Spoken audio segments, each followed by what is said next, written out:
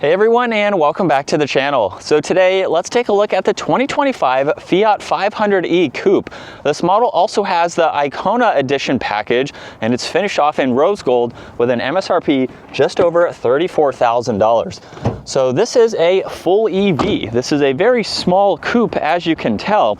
And underneath the hood, we can take a look at this electric system, where this is powered by a 42 kilowatt lithium ion battery pack.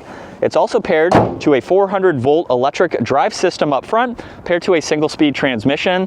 It pumps out 117 horsepower, 162 pound-feet of torque. Front wheel drive, of course, and it'll do 0 to 60 in 7.8 seconds with a total range of around 162 miles. Now, as we work up front, you'll notice there's an interesting design for the headlights and the turn signals with some body colored work in between them, and part of the DRL strip is actually in the hood, which is neat to see. 500 is front and center. There's also some gloss black accents and then a body colored lower grille there with plenty of cutouts and a few lines coming down the hood. This also has a set of 17-inch wheels with a multi-spoke design and a neat brushed trim accent for them. You'll notice too, there's a gloss black aerodynamic piece with some Italian colors on it, and then body colored mirror caps and more chrome in the middle. It's also on the window trim too. With the Icona package, La Prima is a badge that's a part of that with 500 there. And then there's a sunken in design for the door handles.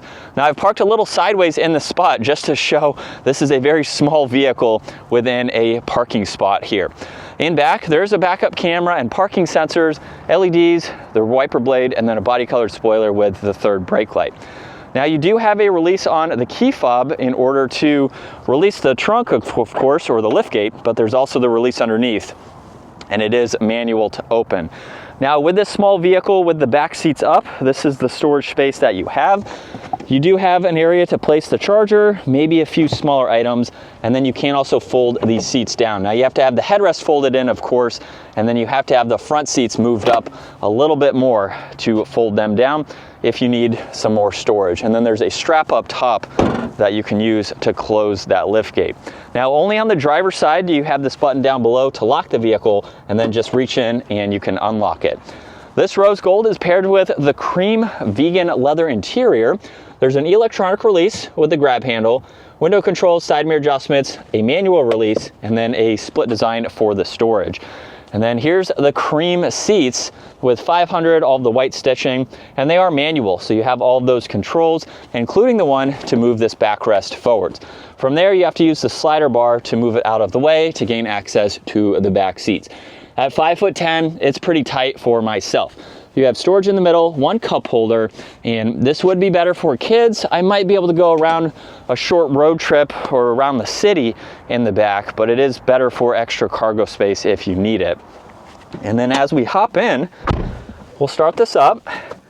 This has a two-tone design for the steering wheel with the black and cream leather. Now with the full digital gauge cluster, you can use the controls on this side to go through all of this information. So if I start scrolling left or right, you'll notice the lower section pop up where you can get into all of this information. Even pull up the nav in full screen, which is nice to see. And then you have audio, you can get into some service information, your distance pacing. There's also some daily driving information you can monitor, different ways to see this information.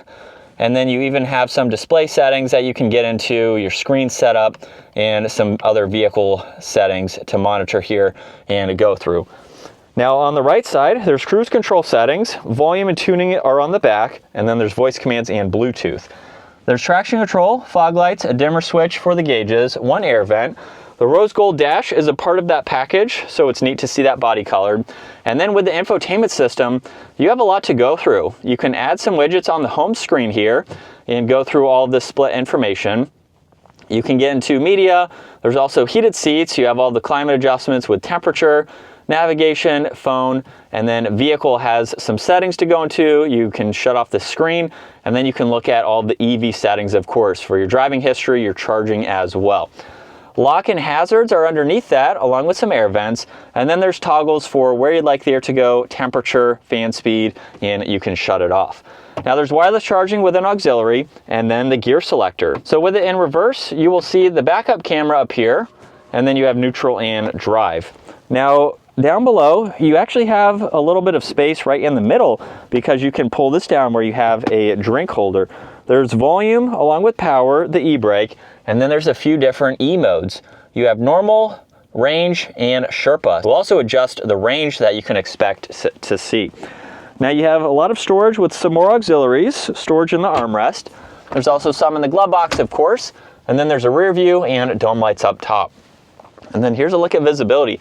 With that back glass pretty much right behind you, you can very easily see all around. Now, before we get this out on the road, I will shut it off because it has an interesting goodbye tone, and then let's take this for a spin. Here is pedal to the floor. Now you can feel there's a small bump under the accelerator. As soon as I push down even farther, it almost just gives you that extra bit of throttle response, which is neat. But this is what it's like to be behind the wheel for the Fiat 500e. You have a pretty close windshield. It's very large too, so you have a lot of visibility. A little bit of a pillar here, surprisingly, on both sides there. It would be nice if there was an additional window here just to see, but nonetheless, you have a lot of glass for this smaller car. And it's definitely very comfortable. I could see this, again, being a great city vehicle.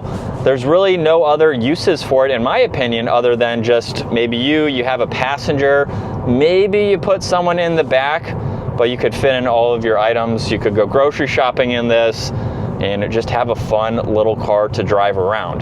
So personally, I think this would be a better second car if you just want something fun to cruise around in, zip around in. It's going to be good in the city as far as parallel parking, and the turning radius is very impressive too. So again, city type of driving, you can maneuver very, very well and really not have any issues with it, with its smaller size. So it's a neat model. There's really nothing that competes with this in terms of a small EV coupe like this. So it's kind of in a class of its own, and definitely a neat vehicle. And since this has a very small range, it makes it that much easier and quicker to charge. So since I don't have any fancy charging systems at my house, the charger that this model comes with just goes into a normal 3-prong outlet. From 63% to full probably took less than 12 hours. I plugged it in around 7 p.m. At 7 a.m. I unplugged it and it was fully charged. So you don't have to have a fancy charging system unless you just want to charge it very quickly. I believe it could charge in less than 20 minutes with a level 2 charger, or even some of the fast chargers with the small range. So that is really neat to see. And of course, this also has regenerative braking. So when I came to that stop there, you can see the charge meter as I let off the accelerator, and that will help with the charging system as well. That is going to wrap it up for the Fiat 500e Coupe. If you enjoyed today's video, give it a huge thumbs up and consider smashing that subscribe button so you can stay up to date with our daily uploads, and I will see you all in the next video.